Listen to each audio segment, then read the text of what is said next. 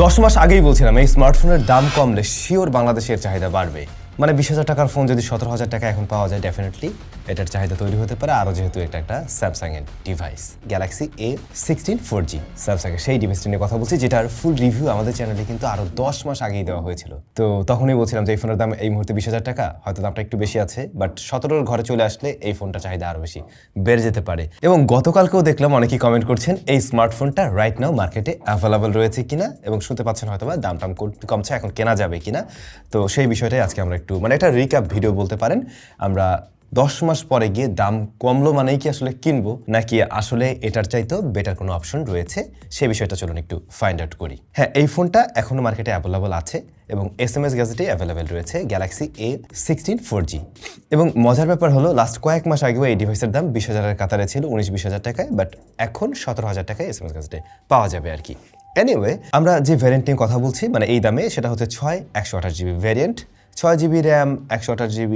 ওকে জায়গায় আছে, 17,000 টাকায় এইটা আমি বলবো ওকে পজিশনে আছে। খুব খারাপ বলতে পারবেন না, খুব আহামরি এমনটা বলা যায় না, কারণ 8GBও কিন্তু এরকম প্রাইস সেগমেন্টে অ্যাভেলেবল পাওয়া যায়। সো ওই ব্যাপারটা অনেকের জন্য হয়তো ম্যাটার করবে, বাট একই সাথে এটা যেহেতু স্যামসাংয়ের ফোন, অটোমাইজেশন অনেক বেটার হতে পারে, সেটারও একটা বিষয় থাকে। সেই সাথে সফটওয়্যার যে আপডেটের ব্যাপারটা, ওরা মেজর আপডেট দেবে 6টা ক্লেম করছে, দ্যাটস ওয়াই দীর্ঘদিন পর্যন্ত এই স্মার্টফোনটা কিন্তু একেবারেই লেটেস্ট অ্যান্ড্রয়েডে রান করবে। যাই হোক, ফোনটা লুকিংয়ের দিক থেকে আপনারা তো আগেই দেখেছেন যে আসলে ওদের বেশ কিছু মডেলের সাথে মিল রাখে, যে কারণে দেখতে হুবহু সেম টু সেম লাগে। যারা অলরেডি এই ফোনটা কিনে ব্যবহার করছেন, বডি টডিতে কোনো ধরনের সমস্যা হয়েছে কিনা বা স্ক্র্যাচ পড়ছে কিনা অবশ্যই কমেন্ট করে জানাবেন, কারণ আমরা আসলে যে কয়েকদিন ব্যবহার করে ভিডিও দিই, তাতে করে ফোনের বডি বা রিয়ার প্যানেলে তেমন একটা যে স্ক্র্যাচ পড়ে বিষয়টা এমনও না। তবে হ্যাঁ, মাইক্রো স্ক্র্যাচ কিছুটা পরে, আপনি দীর্ঘদিন ব্যবহার করলে কেস ছাড়া কিছুটা মাইক্রো স্ক্র্যাচ অবশ্যই পাবেন, যেহেতু রিয়ার প্যানেলটাতে প্লাস্টিকই রয়েছে। আমি 10 মাস আগেও বলছিলাম এই ফোনটার একটা ব্যাপার নিয়ে আমি সন্তুষ্ট না, 3.5mm হেডফোন জ্যাকটা এতে নেই। সো ওইটা অনেকের জন্য একটা সমস্যার কারণ হয়ে দাঁড়াতে পারে। স্মার্টফোনটার প্রসেসর হিসেবে আমরা 20,000 টাকায় তখন পেয়েছিলাম মিডিয়াটেক হেলিও Z89, যা এখন আপনি 17,000 টাকায় পাচ্ছেন। এখন মিডিয়াটেক হেলিও Z89 17,000 টাকায় পেলেও খুব আহামরি লেভেলের কিছু এমন না আসলে। 10 মাস লেগে যাবে আমি ভাবিনি, আমি ভেবেছিলাম তখন 2-3 মাসের মধ্যে এটার দাম 17-এর ঘরে চলে আসবে। যাই হোক, 10 মাস পরে হলেও আসছে, এখন 17,000-এ পাওয়া যাচ্ছে ঠিকই। এই প্রাইস সেগমেন্টে আপনারা মিডিয়াটেক হেলিও Z89 লেভেলের প্রসেসরই পাবেন। এর চাইতে বেটার কি পেতে পারেন, ডায়মেনসিটির প্রসেসর পাওয়া যাবে, যেটা IQর ফোনে পাবেন। কিন্তু ওই ফোনটা নিলে পরে পারফরমেন্স সেন্ট্রিক ঠিকই হবে, বাট সব জায়গায় এর মতো ব্যালেন্স হবে না। এই ফোনটা আবার বেশ কিছু জায়গায় ব্যালেন্স করা ট্রাই করছে, লাইক ডিসপ্লেটা সুপার অ্যামোলেড রয়েছে, ফুল এইচডি প্লাস রেজোলিউশন, অন্যদিকে ক্যামেরায় আমরা আলট্রা ওয়াইড শুটারও পেয়ে যাচ্ছি, এরকম বিষয়ে দেওয়া আছে। সুতরাং আপনি ওই যে আমি শুরুতে একটা কথা বললাম যে 17,000 আপনি কমে পাচ্ছেন বলে কি কিনবেন নাকি কিনবেন না। যদি মনে হয় আমি 17,000 টাকা প্রাইস সেগমেন্টে এসে বা একটু বাড়িয়ে কমিয়ে আমি ওই যে IQর কি যেন ফোনটা Z9X বা Z10X বোধ হয়, ওই ফোনটা কি পারফরমেন্সের জন্য কিনবো নাকি এটা কিনবো। যদি জাস্ট পারফরমেন্সের জন্যই কিনতে চান, লাইক আপনি গেমিংই করবেন, আপনার ডিসপ্লে IPS হলেও সমস্যা নেই, আপনার ক্যামেরাতে ওই লেভেলের গুরুত্ব দরকার নেই, তখন গিয়ে আপনি ওটা চয়েস করুন। কিন্তু যদি এমনটা হয়ে থাকে 17,000 টাকায় আমি একটা ফোন কিনবো যেটা দীর্ঘদিন আপডেটের প্রয়োজন আছে আমার, এবং সেটাতে ক্যামেরাতে একটু ভালো গুরুত্ব দিতে হবে, আলট্রা ওয়াইড থাকা আমার চাই, সুপার অ্যামোলেড ডিসপ্লে চাই, একই সাথে পারফরমেন্সটা অ্যাভারেজ হলে চলবে, তখন গিয়ে আপনি এই ফোনটা অবশ্যই দেখবেন। 17,000 টাকায় খুবই ব্যালেন্স একটা ফোন। আই হোপ আপনি পারফরমেন্সের জায়গাটা ক্লিয়ার। হ্যাঁ, এই ফোনটা দিয়ে টুকটাক গেমিং করা যাবে, পাবজি, ফ্রি ফায়ার, সিউডির মতো গেমগুলো চলে, তবে ডেডিকেটেডলি গেমিংয়ের জন্য এরকম কিছু হবে না, সময় কাটাতে পারবেন, মোটামুটি একটা রেজাল্ট পাবেন আর কি। HD হাই ফ্রেম রেটে পাবজি খেলা যায় এতে। কিন্তু যে জায়গাটাতে সত্যিই আপনি মজা পাবেন তা হলো এর UI এ। স্যামসাংয়ের UI লাস্ট কয়েক বছর যাবত ধরে খুব ভালো করছে এবং স্মুথ একটা রেজাল্ট দেয়, যা এখানেও আপনি পাবেন। সেই সাথে আপডেটের ব্যাপারটা তো থাকবেই, আপনি এই সেম প্রসেসর যুক্ত অন্যান্য অনেক ডিভাইসের চাইতে এটাতে কিছুটা বেটার রেজাল্ট পাবেন, এটুকু শিওর করে বলা যায়। সেটা এই যে 10 মাস পরে এসেও, 10 মাস আগের ডিভাইস বাট এই মুহূর্তে কিনলেও, নতুনই তো কিনবেন, এই ফোনেও ভালো রেজাল্টই পাবেন।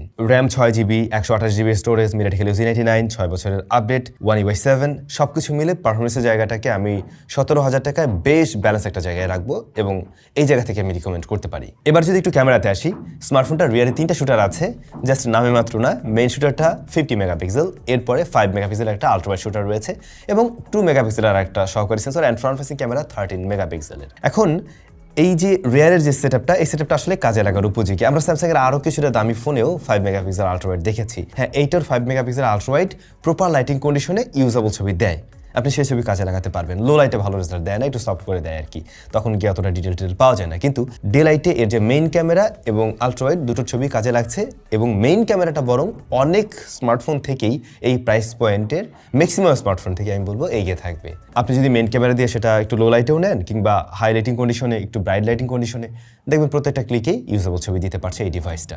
ছবিতে শার্পনেস, ডিটেল, ডাইনামিক রেঞ্জ 17,000 টাকা প্রাইস পয়েন্টের একটা ফোন অনুযায়ী অন পয়েন্টে আছে। আমরা 10 মাস আগেও এই স্মার্টফোন দিয়ে ছবি তুলছিলাম, 10 মাস পরেরও কয়েকটা ছবি দিলাম, আপনি নিজে দেখলে বুঝতে পারবেন যে ছবির আসলে কোনো তফাৎ রয়েছে কিনা। কিছু যেহেতু আপডেটের ব্যাপার এসছে, বরং আগের চাইতে কিছুটা ইমপ্রুভ হয়েছে। তবে বদ্দা একটা জায়গায় আবার একটু অসন্তুষ্ট হবেন, সেটা হলো সিঙ্গেল স্পিকার। এই জিনিসটাও কমতি ছিল, যেটা 17,000 টাকা আমি এখনো বলবো কমতি। 20,000 টাকাও তখন কমতির কারণেই ছিল, এখনো সেটাই আমি বলছি। আর একটা বিষয় হচ্ছে ডিসপ্লেটা তো সুপার অ্যামোলেড, সেটা নিয়ে কোনো সন্দেহ নেই। সুপার অ্যামোলেডের কোয়ালিটি এখানে একদম টপ নচ লেভেলেরই, অর্থাৎ স্যামসাং তাদের বাজেট ফোনগুলোতে যে সুপার অ্যামোলেডটা দেয় সেটা এখানে দিয়েছে। বললাম আরেকটা কারণ হলো ওয়াটার ড্রপ নচ। এই ব্যাপারটা কারোরই ভালো লাগার কথা না, 17,000 টাকায় কিনেন বা 15,000 টাকায় কিনেন, ওয়াটার ড্রপ নচ 2025 সালে সত্যিই একদম বেমানান। তো সেই জায়গা থেকে আপনাদের মনে হয় না যে এই ব্যাপারটা ভালো লাগবে। যদি এইটা কোনোভাবে মেনে নিতে পারেন, তাহলে আপনি ফুল এইচডি প্লাস রেজলিউশন পেয়ে যাচ্ছেন 90 হার্জ হাই রিফ্রেশ রেট, যা আমাদের টেস্টিংয়ে ঠিকভাবে পাস করছে, এখনও ঠিকভাবে রেজাল্ট দিচ্ছে। ওদিকে রেজলিউশন ঠিকঠাক আছে ফুল এইচডি প্লাস। তো এই সমস্ত জায়গাগুলো আপনাকে 100% সন্তুষ্ট করবে, কিন্তু অসন্তুষ্ট করে ফেলবে এই ওয়াটার ড্রপ নচ। এই ব্যাপারটা আপনার উপরে থাকলো, আপনি হলে কিনতেন কিনা বা আপনি এই জিনিসটা রেখে কিনবেন কিনা কমেন্ট করে জানাতে পারেন। আর ব্যাটারি আছে 5000 mAh। এই ফোনটা একদিন অনায়াসে চালানো যায়, 7.5 থেকে 8 ঘন্টার মতো এসএটি দিতে পারে অনায়াসে। ইভেন এখন কিনলেও আপনি সেই ব্যাপারটা লক্ষ্য করবেন, নতুন আপডেট আসছে অনেকগুলো, তাতে করে ব্যাটারি অনেক সময় স্যামসাংয়ের অনেক ফোন আমরা দেখেছি আপডেটের পরে ব্যাটারি ব্যাকআপ অনেকটাই কমে যায়, বাট এটার ক্ষেত্রে ঠিকঠাক আছে। কিন্তু বক্সের চার্জার নেই, 25 ওয়াট সাপোর্ট তো নেয়, কিন্তু চার্জারটা দেয়নি। এটাও একটা কমতির কারণ, আবারও 17,000 টাকায়। তাহলে দাম কমার পরেও কোন কোন জায়গায় কমতি আছে বুঝতে পারছেন নিশ্চয়ই, যে কারণে হয়তো আপনি কিনবেন না। Number 1, water drop notch.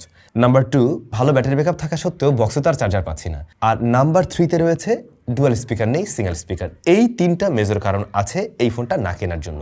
কিন্তু 17,000 টাকায় কেনার জন্য বেশ কয়েকটা কারণই আবার রয়েছে। পারফরমেন্সের দিক থেকে সে ভালো কিছু করছে, খুব ব্যালেন্স টাইপের একটা পারফরমেন্স দিতে পারবে, স্মুথ একটা রেজাল্ট দিবে। ডিসপ্লের জাস্ট ওই কাটআউটটা বাদ দিয়ে ডিসপ্লে কোয়ালিটি টপ নচ লেভেলেরই, ক্যামেরাতে এগিয়ে থাকবে সবার থেকে বলা যায় এই প্রাইস সেগমেন্টের। আর দিন শেষে স্যামসাংয়ের ফোন একটা ব্র্যান্ড ভ্যালু ক্রিয়েট করে, এটা একটা জায়গা আছে। এখন আপনার সাথে ম্যাচ করে কিনা আপনি সেটা নিজে ভালো বুঝবেন। এবং আই হোপ ক্লিয়ার, এই ফোনটা 10 মাস পরে অ্যাভেলেবেল আছে কিনা আপনার যত প্রশ্ন ছিল, এবং থাকলেও সেটা কেনা উচিত হবে কিনা দাম যেহেতু কমে গেছে। সো এটা নিয়ে আর কোয়েশ্চেন না করলেও চলবে। আমরা এখন থেকে ট্রাই করবো প্রত্যেকটা স্মার্টফোনেই, মানে প্রত্যেকটা যেগুলো মোটামুটি একটু পপুলার হয় সেগুলোর একটা রিক্যাপ ভিডিও করার, সেটা 7-8 মাস 10 মাস এরকম পরে গিয়ে, যাতে আপনাদের পার্সোনাল ডিসিশন মেক করতে আরও কিছুটা সুবিধা হয়। ভিডিওটি কেমন লাগলো কমেন্ট করে জানাবেন। দেখা হচ্ছে স্যামসাংয়ের নতুন কোনো ভিডিওতে।